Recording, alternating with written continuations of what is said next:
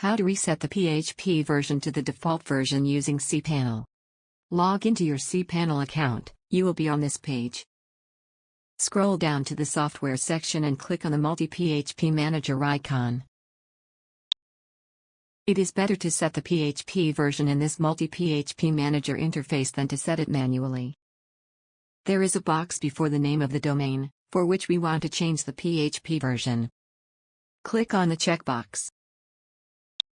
If you can't locate the particular domain, you can use the search bar and find the domain by typing its name.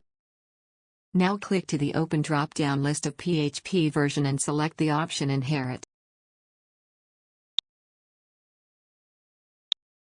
You cannot select the Inherit option with PHP FPM enabled. Here it is disabled. Now click on the Apply button.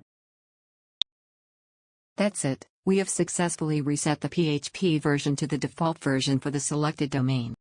Thank you for watching.